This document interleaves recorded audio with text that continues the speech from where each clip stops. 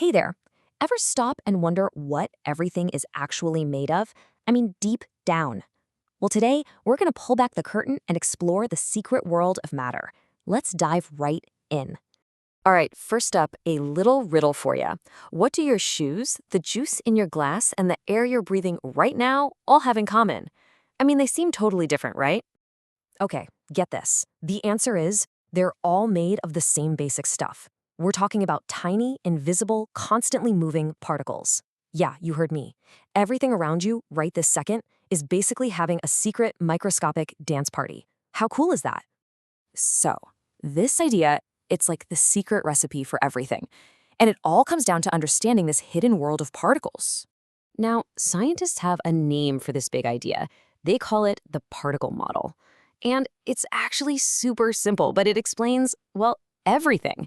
It just says that everything in the universe, from a gigantic star to the phone you might be holding, is made up of zillions of super small particles. And here's the kicker. They are always moving. Okay, so how these particles decide to group up is what makes stuff different. You can kind of think of them as joining different teams. And these teams have names you've definitely heard before. We call them the three states of matter: solids, liquids, and gases. All right, let's start with team solid. Picture this. All the particles are crammed together, like super tight. They're locked into a grid, so they can't really move around. All they can do is just kind of vibrate in place, like a little wiggle. And that's exactly why a solid, like a brick or an ice cube, holds its own shape. It's totally rigid. Next up, we've got team liquid. Now, in a liquid, the particles are still pretty close together, but they've got a little more elbow room. They can slip and slide right past each other. And that's the key. It's why a liquid can flow and take the shape of any container you put it in. Think about pouring water into a glass. It just fills it up. And last but not least, team gas. Man, these particles are the wild ones. They have so much energy, they're just bouncing all over the place. They're super far apart from each other and are just zooming everywhere.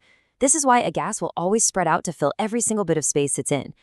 Like when you blow up a balloon, the air doesn't just sit at the bottom, it fills the whole thing.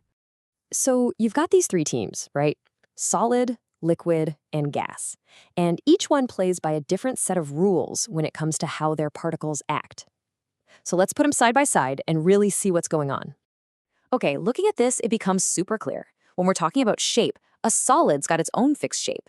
A liquid? Nope, it takes the shape of its container. And a gas? It just goes everywhere, filling any space it can. And the why is all about the particles. For solids, they're packed tight, just vibrating. For liquids, they're close but can slide around.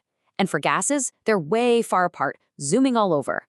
It really all boils down to two things: how much space is between the particles and how much energy they have. But wait, here's where it gets really cool. Particles don't have to stay on the same team forever. They can totally switch sides. And this is how we get matter's amazing changes of state. Let's just follow the journey of a single ice cube. It starts out as a solid, right? But what happens when you add energy, like heat? Well, those little particles start vibrating like crazy until, bam, they break free and can slide around. We call that melting. Now you've got liquid water.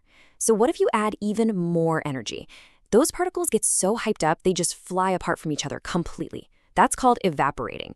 And your water has just turned into a gas we call steam. And you know what? This whole thing is a two-way street. We just talked about melting, where a solid turns into a liquid. Well, the exact opposite of that is freezing.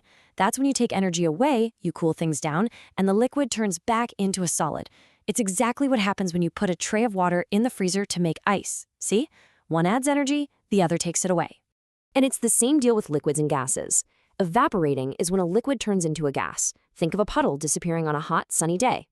The opposite of that is called condensing. That's when a gas turns back into a liquid. And I bet you see this happen all the time. Ever notice those little drops of water on the outside of a cold can of soda? That's condensation. It's the water vapor, which is a gas in the air, getting cold on the can and turning back into liquid water. Okay, so I want to leave you with a final kind of mind-bending thought. If everything we just talked about is true, and all things are made of particles that are always moving, does that mean the solid chair you're sitting on right now is secretly wiggling? Something to think about.